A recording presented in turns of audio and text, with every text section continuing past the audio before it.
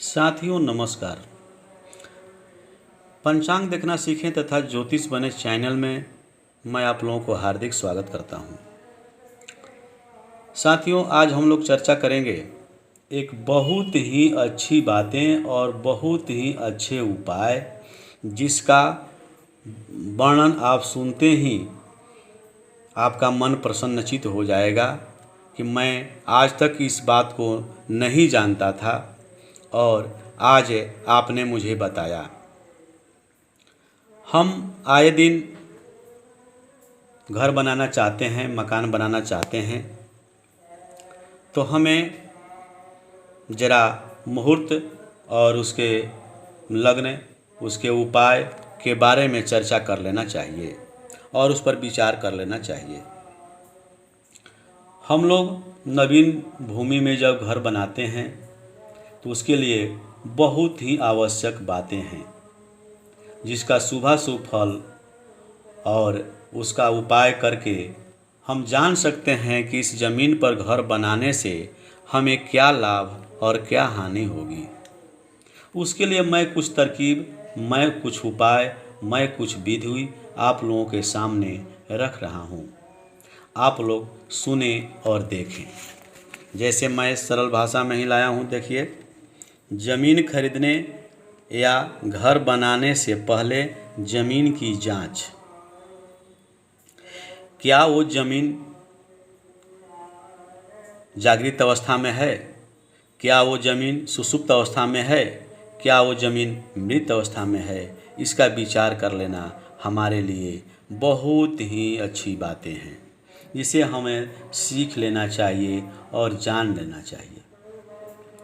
जैसे हमको जिस भूमि में वास करना है उस भूमि में किसी अच्छे मुहूर्त में रात्रि के समय यानी रात में मांस भात आदि की बलि यानी आदि मांस और भात उस ज़मीन पर रख दें और रह करके कुछ दूर हट जाएं, वहाँ हट करके और दूसरे जगह बैठ करके देखें और सावधान होकर सुनें।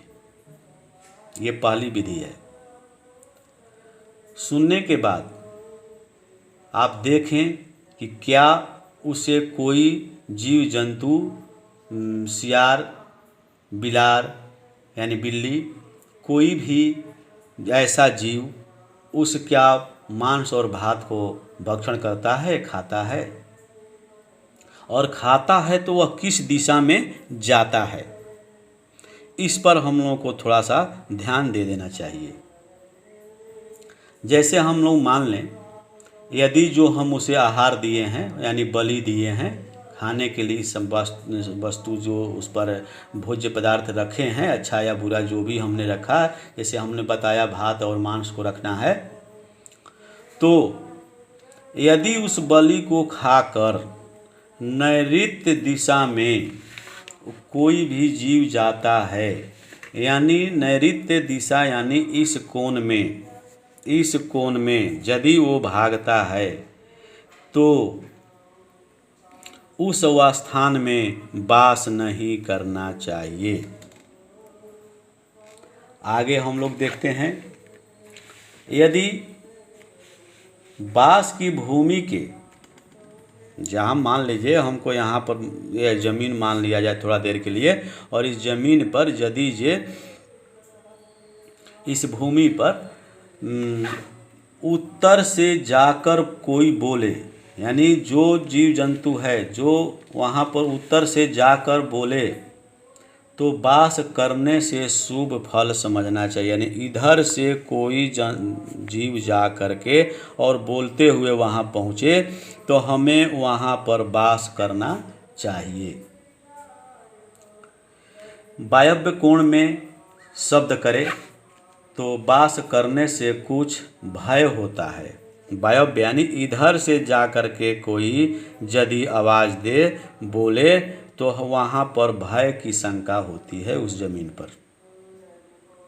यदि पश्चिम से जाकर शब्द करे, यदि पश्चिम से जाकर बोले तो वहाँ वास करने से शुभ आनंद समझना चाहिए कि यहाँ यदि इस ज़मीन पर वास करते हैं, यदि पश्चिम से कोई जीव आकर बोलता है, अपना आवाज़ देता है, अपने वाणी में बोलता है, अपने आवाज़ में बोलता है, तो उसको शुभ समझना चाहिए। इसी प्रकार अर्थात यदि बलि को खाकर शब्द नहीं करे या किसी दिशा से अन्यत्र दूसरे दिशा से आकर के और बलि को यानी जो उसमें खाने का आहार दिया गया है खाकर यदि बोले न, चुपचाप वो चला जाए, तो वैसी स्थिति में वहाँ पर हमें बसने योग्य समझना चाहिए। ये विधि भी आप समझ गए। उसके बाद आगे चलें। जिस भूमि में वृक्ष आदि रोपने से, यानी कोई जमीन है उसमें वृक्ष आदि रोपने से या अन्न बोने से, अनाज बोने से अच्छी तरह से बढ़े और फले, तो उस भूमि में हमें वास करना चाहिए। फले तो उस भूमि में को हम जीवित समझें, यानी वो जागृत अवस्था में है। और यदि ये उस ज़मीन पर कोई भी बीज बोते हैं, वृक्ष लगाते हैं या अन्न आदि बोते हैं, उपज करते हैं और वो फले फूले नहीं, तो उसे मृत समझना चाहिए। समझे? सजीव, जीवित और मृत, यानी आगे बढ़े फले फूले तो उसे हमें जीवित समझना चाहिए और नहीं फले फूले तो उसे मृत समझना चाहिए। जीवित भूमि में वास करना चाहिए, मृत भूमि में हमें वास नहीं करना चाहिए। आगे एक और विधि मैं बताता हूँ। भूमि की परीक्षा के लिए अगला विधि क्या है उसको ध्यान दें। सायं काल में यानी संध्या के समय में 1 हाथ लंबा, 1 हाथ चौड़ा और 1 हाथ गहरा जमीन को खोद दें और गहरा बना दें, यानी घात बना दें। 1 हाथ लंबा, 1 हाथ चौड़ा, यानी लंबाई और चौड़ाई बराबर हुआ, और 1 हाथ गहरा, यानी इसको खोद दें। उसके बाद उसमें पूर्ण रूप से जल भर दें। पूरे जितने गड्ढे खोदे गए हैं उसमें पूरा जल भर दें।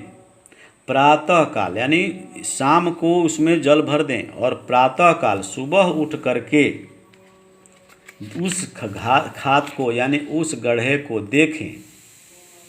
यदि उसमें अवशेष रहे, यदि उसमें कुछ जल अवशेष रहें, तो वह भूमि बसने में अत्यंत शुभप्रद होती है, वहाँ पर हमें बसना चाहिए। यदि जल शेष नहीं रहे तो हमें मध्यम समझना चाहिए, या जल शेष न रहे और ज़मीन नीचे की सतह, जो इन बीच का सतह निचला है, वो यदि फटी हुई न हो, यानी उसमें दरार न आया हो, तो हमें उसे मध्यम समझना चाहिए। यदि जल सूख जाए, यदि जल उस गड्ढे का पूरा सूख जाए तो और मिट्टी छीण भीड़ हो जाए, यानी मिट्टी भी इधर उधर हो जाए और वह ज़मीन के निचले सतह पर यदि दरार आ जाए, फट जाए, यानी फटने पर या दरार आ जाने पर उसे अधम फल समझना चाहिए, यानी उसका फल अच्छा नहीं मिलता है। इस प्रकार हम आप लोगों को अन्य विधि द्वारा ज़मीन का जांच करने के लिए विधि को बताए और आप लोग इसको अनुभव करें और अपने जीवन में उतारें ताकि आप लोगों को परेशानी महसूस न हो। धन्यवाद।